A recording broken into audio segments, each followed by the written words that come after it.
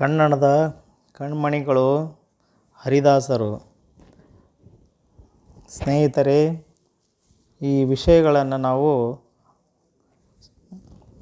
ತಿಳಿದುಕೊಳ್ಳೋದು ಅತ್ಯಂತ ಅವಶ್ಯಕವಾಗಿದೆ. ಇದರಲ್ಲಿ ಬರುವಂಥ ಕೆಲವೊಂದು ದಾಸರ ಪದ್ಯಗಳನ್ನು ಹಾಗೂ ಆ ಪದ್ಯದಲ್ಲಿ ಬರುವಂಥ ವಿಷಯಗಳನ್ನು ತಿಳಿದುಕೊಳ್ಳೋದರಿಂದ ನಮಗೆ ತುಂಬ ಉತ್ತಮವಾದಂಥ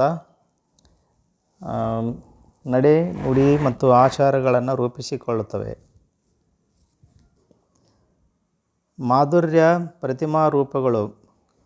ಕರ್ನಾಟಕ ಎನ್ನುವುದು ಕೇವಲ ಒಂದು ಭೂಭಾಗದ ಪರಿಕಲ್ಪನೆಯಲ್ಲ, ಅದು ಅತ್ಯಂತ ಸಮೃದ್ಧವಾದ ಪರಂಪರೆಯ ದ್ಯೋತಕ, ಸಂಸ್ಕೃತಿಯ ಸಂಕೇತ. ಹಾಗೆಯೇ ಕನ್ನಡವೆಂಬುದು ಬರಿಯ ಭಾಷೆಯಲ್ಲ, ಕರ್ನಾಟಕದ ಜೀವನಾಡಿಯನ್ನು ಪ್ರತಿಬಿಂಬಿಸುವ ಸಂಪದ್ಭರಿತ ಮಾಧ್ಯಮ.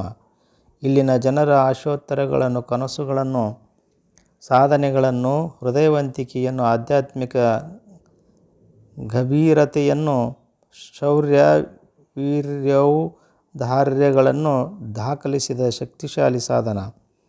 ಹೀಗೆಂದೇ ಕರ್ನಾಟಕ, ಕನ್ನಡ ಇವೆರಡೂ ಕರುನಾಡವರ ಪಾಲಿಗೆ ನಿರ್ಜೀವ ಪದಗಳಲ್ಲ, ಬೆರಗುಗೊಳಿಸುವಂಥ, ಹೃದಯವರಳಿಸುವ, ಧನ್ಯತೆ ಮೂಡಿಸುವ, ಭಕ್ತಿಭಾವವನ್ನು ಉದ್ದೀಪಿಸುವ, ಗೌರವದಿಂದ ತಲೆಬಾಗಿಸುವಂತೆ ಮಾಡುವ, ಮಾನಸಿಕ, ಬೌದ್ಧಿಕ, ಆಧ್ಯಾತ್ಮಿಕ ಮುಂತಾದ 10 ಹಲವು ಆಯಾಮಗಳನ್ನು ತೆರೆದ ಮಾಧುರ್ಯ ಪ್ರತಿಮಾ ರೂಪಗಳು.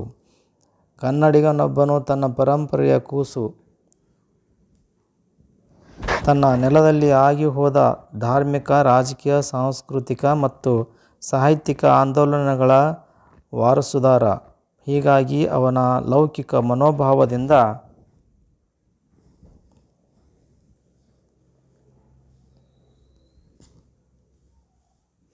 ತನ್ನ ನಾಡಿನ ರಾಜಕೀಯ, ಸಾಹಿತ್ಯ ಪರಂಪರೆಗೆ ಪ್ರತಿಸ್ಪಂದಿಸಿದರೆ ಆತನ ಬುದ್ಧಿ ಇಲ್ಲಿನ ಚಿಂತಕರ ತಾತ್ವಿಕ ಗಂಭೀರತೆಯನ್ನು ವಿಶ್ಲೇಷಿಸುತ್ತದೆ. ಆದರೆ ಎಲ್ಲಕ್ಕಿಂತ ಮಕುಟಪ್ರಾಯವಾಗಿ ಆತನ ಆಧ್ಯಾತ್ಮಿಕ ತುಮುಲವು ಶತಶತಮಾನಗಳಿಂದ ಇಲ್ಲಿ ನಿರ್ಮಾಣಗೊಂಡಿರುವಂಥ ಅತಿಶಯ ಆಧ್ಯಾತ್ಮಿಕ ಅನುಭವದ ಜೊತೆಗೆ ಸಂಸರ್ಗ ಹೊಂದಲು ಹಾತೊರೆಯುತ್ತದೆ. ಉಳಿದೆಲ್ಲ ಹೆಗ್ಗಳಿಕೆಗಳಿಗಿಂತಲೂ ಈ ನಾಡಿನ ಹೆಚ್ಚುಗಾರಿಕೆ ಇರುವುದು ಇದರ ಧಾರ್ಮಿಕ ಸಮೃದ್ಧಿಯಲ್ಲಿ, ಮತೀಯ ಔದಾರ್ಯದಲ್ಲಿ, ಆಧ್ಯಾತ್ಮಿಕ ಔನ್ನತ್ಯದಲ್ಲಿ. ಜೈನ, ಶೈವ, ವೈಷ್ಣವ, ದ್ವೈತ, ವಿಶಿಷ್ಟಾದ್ವೈತ, ಅದ್ವೈತ, ಹಿಂದೂ, ಕ್ರೈಸ್ತ, ಇಸ್ಲಾಂ ಹೀಗೆ ಎಲ್ಲ ಧಾರ್ಮಿಕ ಪಂಗಡಗಳ, ಮತಧರ್ಮಗಳ ಆಡುಂಬಲವಾಗಿದ್ದ ಕನ್ನಡ ತಾಯಿಯ ಮಡಿಲು ಆಧುನಿಕ ಕಾಲದಲ್ಲಿ ರಾಮಕೃಷ್ಣ ವಿವೇಕಾನಂದರ ಆಂದೋಲನವನ್ನು ತನ್ನೆಡೆಗೆ ಸೆಳೆದುಕೊಂಡ ಪರಿ ಅತ್ಯಂತ ಸಹಜವಾದುದು, ಅಷ್ಟೇ ಮನೋಜ್ಞವಾದುದು. ಜೈನ ವೀರಶೈವರ ತತ್ವ ಸಾಧನೆ ಸಿದ್ಧಿಗಳ ತಾಣವಾಗಿರುವಂಥ ಕರ್ನಾಟಕವು ಆಚಾರ್ಯತ್ರಯರ ಆಧ್ಯಾತ್ಮಿಕ ಭೂಮಿಕೆಯೂ ಆಗಿದ್ದುದು ಅತ್ಯಂತ ವಿಶಿಷ್ಟ ಸಂಗತಿ. ಇದರ ಆಧ್ಯಾತ್ಮಿಕ ಪರಿಚಯವೇ ಈ ಸಂಚಿಕೆಯ ಹೂರಣ. ಅಚ್ಚಗನ್ನಡದ ಶಿಶುಗಳು. ಕರ್ನಾಟಕದ ಆಧ್ಯಾತ್ಮಿಕ ಪರಂಪರೆಯಲ್ಲಿ ಹರಿದಾಸರದು ವಿಶಿಷ್ಟ ಸ್ಥಾನ. ಅವರು ಆಧರಿಸಿದ ತತ್ವವು ಕನ್ನಡ ನೆಲದಲ್ಲಿಯೇ ಜನ್ಮ ತಳೆದ ಶ್ರೀ ಮಧ್ವಾಚಾರ್ಯರ ದ್ವೈತ ಸಿದ್ಧಾಂತ. ಅವರ ಸಾಧನೆಯೆಲ್ಲ ಕರ್ನಾಟಕದಲ್ಲಿ, ಅವರ ಕಳಕಳಿಯೆಲ್ಲ ಈ ನಾಡವರ ಸಾಮಾಜಿಕ ಹಾಗೂ ಆಧ್ಯಾತ್ಮಿಕ ಹಿತಕ್ಕಾಗಿ. ಬ್ರಾಹ್ಮಣ ಜನಿತವಾದರೂ ಸಮಾಜದ ಎಲ್ಲ ವರ್ಗದವರನ್ನು ಬರಮಾಡಿಕೊಂಡು ಭಕ್ತಿ ಸುಧಾಪ್ರವಾಹವನ್ನು ಹರಿಸಿದ ಹಿರಿಮೆ ಇವರದು.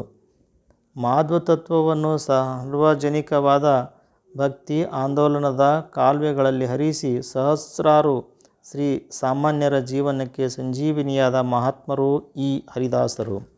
ಅವರ ಕನ್ನಡ ಪ್ರೇಮ, ಅಭಿಮಾನ ಅಸದಳ. ಅದು ಜಗನ್ನಾಥದಾಸರ ಈ ಪದ್ಯದಲ್ಲಿ ಹೊರಹೊಮ್ಮಿದೆ.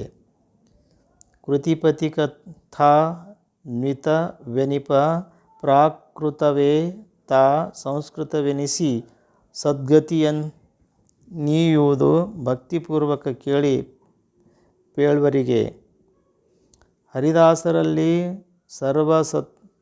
ಸಂಘ ಪರಿತ್ಯಾಗಿಗಳಾಗಿದ್ದ ಸನ್ಯಾಸಿ ವರ್ಗವೊಂದು ಕಡೆ, ಸಂಸಾರ ಆಸಕ್ತಿಯನ್ನು ಪರಿತ್ಯಾಗ ಮಾಡಿ ಹರಿಚರಣವನ್ನೇ ಆಶ್ರಯಿಸಿ ಬದುಕುತ್ತಿದ್ದ ಗೃಹಸ್ಥ ವರ್ಗವೊಂದು ಕಡೆ, ಹರಿದಾಸ ಪರಂಪರೆಯಲ್ಲಿ ಆದ್ಯರಾದ ಶ್ರೀ ನರಹರಿ ತೀರ್ಥರು, ಪ್ರವರ್ತಕರಾದಂಥ ಶ್ರೀ ಪಾದರಾಜರು, ಉತ್ತೇಜಕರಾದಂಥ ವ್ಯಾಸರಾಯರು, ಉದ್ಧಾರಕರಾದಂಥ ವಾದಿರಾಜರು, ಆರಾಧ್ಯ ದೇವಕ್ಕೆ ಆಗಿಬಿಟ್ಟಂಥ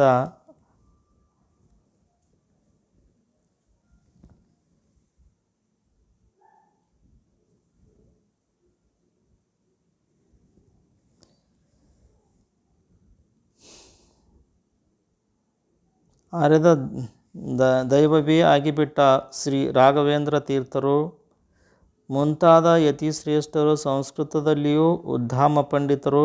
ಅವರಲ್ಲಿ ಕೆಲವರು ಹಲವು ಪಾಂಡಿತ್ಯಪೂರ್ಣ ಕೃತಿಗಳನ್ನು ರಚಿಸಿದರು. ಆದರೆ ಅವರ ಹೃದಯವೆಲ್ಲ ಕನ್ನಡ ತಾಯಿಗೆ ರತ್ನಹಾರವನ್ನು ತೊಡಿಸುವ ಕೈಂಕರ್ಯ ದತ್ತವೇ ಇತ್ತು. ಹಾಗೆಯೇ ಸರಳ ಸುಮನೋಹರ ಪದ್ಯಗಳು ಅವರ ಮುಖಾರವಿಂದದಿಂದ ಹೊರಹೊಮ್ಮಿದುದರಲ್ಲಿ ಆಶ್ಚರ್ಯವೇ ಇಲ್ಲ. ಅವರಲ್ಲಿ ನರಹರಿ ತೀರ್ಥರು ಹರಿಯೇ ಇದು ಸರಿಯೇ, ಚರಣಸೇವಕನಲ್ಲಿ ಕರುಣಬಾರದ್ಯಾಕೆ ಎಂದು ಕೇಳಿಕೊಳ್ಳುತ್ತಾರೆ. ಶ್ರೀಪಾದರಾಜರು ನಾ ನಿನಗೇನು ಬೇಡುವುದಿಲ್ಲ, ಎನ್ನ ಹೃದಯ ಮಂಟಪದೊಳು ನಿಂತಿರೋ ಕೃಷ್ಣ ಎಂದು ಹರಿಯನ್ನು ಬೇಡಿಕೊಳ್ಳುತ್ತಾರೆ. ಶ್ರೀ ವ್ಯಾಸರಾಜರು ಸಂಸಾರವೆಂಬ ಮಾರಿಗೆ ಸಿಲುಕದಂತೆ ಕನ್ಸಾರಿ ಕರುಣದಿಂದೆನ್ನ ನೋಡಯ್ಯ ಎಂದು ಪ್ರಾರ್ಥಿಸಿಕೊಳ್ಳುತ್ತಾರೆ. ವಾದಿರಾಜ ತೀರ್ಥರು ಇನ್ನು ಹಯವದನ ಎನ್ನಿಹ ಪರಗತಿಗೆ ನಿನ್ನ ಕಾರುಣ್ಯವು ಅನ್ಯಥಾವರಿಯೇ ಶರಣ್ಯ ನೀ ಕೈಪಿಡಿದು ಎನ್ನ ರಕ್ಷಿಪಬಾರ ನಿನ್ನದಯ್ಯ ಎಂದು ಹಲಬುತ್ತಾರೆ. ಶ್ರೀ ರಾಘವೇಂದ್ರ ಸ್ವಾಮಿಗಳು ಇಂದು ಎನಗೆ ಗೋವಿಂದ ನಿನ್ನಯ ಪಾದಾರವಿಂದವ ತೋರೋ ಮುಕುಂದನೇ ಎಂದು ಮೊರೆಯಿಡುತ್ತಾರೆ. ಇನ್ನುಳಿದವರೆಲ್ಲ ಸಂಸಾರ ವಂದಿಗರು. ಆದರೂ ಕೆಸರಿನಲ್ಲಿ ಹುಟ್ಟಿ ಬೆಳೆವ ಕಮಲದಂತೆ ಪ್ರಾಪಂಚಿಕ ಕೊಳೆಯನ್ನು ಸ್ವಲ್ಪವೂ ಅಂಟಿಸಿಕೊಳ್ಳದವರು. ಶ್ರೀ ಪುರಂದರದಾಸರು, ಶ್ರೀ ಕನಕದಾಸರು, ವೈಕುಂಠದಾಸರು, ವಿಜಯದಾಸರು, ಶ್ರೀ ಪ್ರಸನ್ನ ವೆಂಕಟದಾಸರು, ಶ್ರೀ ಗೋಪಾಲದಾಸರು, ಶ್ರೀ ಜಗನ್ನಾಥದಾಸರು ಮುಂತಾದವರಿಗೆ ಶ್ರೀಹರಿಯ ಸ್ತುತಿಯು ಸವಿಗನ್ನಡದ ಪದಗಳ ಮೂಲಕವೇ ಆಗಬೇಕು. ಪ್ರಾರ್ಥನೆಯ ಭಾವ ಕನ್ನಡ ಭಾಷೆಯಲ್ಲಿಯೇ ಬರಬೇಕು. ತತ್ವ ಕನ್ನಡದಲ್ಲಿಯೇ ಮೈದೂರಬೇಕು. ಸಾಧನೆಯ ಮರ್ಮವು ಕನ್ನಡ ಮಾತಿನಲ್ಲಿಯೇ ಮೂಡಬೇಕು. ಹೀಗೆ ನಮ್ಮ ಹರಿದಾಸರು ಅಚ್ಚಗನ್ನಡದ ಶಿಶುಗಳು, ನಾಡು ಹೆಮ್ಮೆಪಡುವಂಥ ಮಹಾತ್ಮರು. ಭಗವತ್ ತತ್ವ ಹರಿದಾಸರಿಗೆ ಮಧ್ವತತ್ವವೇ ಚಿರಂತನ ಸ್ಫೂರ್ತಿಯ ಸೆಲೆ. ಹರಿಯೇ ಅವರಿಗೆ ಸರ್ವೋತ್ತಮ. ಅವರ ಪ್ರಶಂಸೆಗಳೆಲ್ಲವೂ ಅವನಿಗೆ ಮೀಸಲು. ಪುರಂದರದಾಸರು ಇದನ್ನು ಸ್ಪಷ್ಟವಾಗಿ ಹೇಳುತ್ತಾರೆ. ಹರಿಯೇ ಸರ್ವೋತ್ತಮ, ಹರಿಯೇ ಪರದೇವತೆ, ಹರಿ ಸರ್ವ ವಿಶ್ವಮಯಂ ಜಗತ್ತು, ಹರಿ ಇಲ್ಲದನ್ಯ ದೈವಗಳಿಲ್ಲವೆಂದು ಹೊರಗನ ಹೆಡೆಯನ್ನು ಹಿಡಿದು ಪೇಳುವೆನಯ್ಯ. ವಿಶ್ವತೋಮುಖ ನೀನೇ, ವಿಶ್ವತಚಕ್ಷುಗೂ ನೀನೇ, ವಿಶ್ವತೋಭಾವು ವಿಶ್ವಪಾದನೂ ನೀನೇ, ವಿಶ್ವ ಉದರ ನೀನೇ, ವಿಶ್ವವ್ಯಾಪಕ ನೀನೇ, ವಿಶ್ವನಾಟಕ ಸೂತ್ರಧಾರಿಯೇ ವಿಷ್ಣುವೇ. ಧನ್ಯವಾದಗಳು.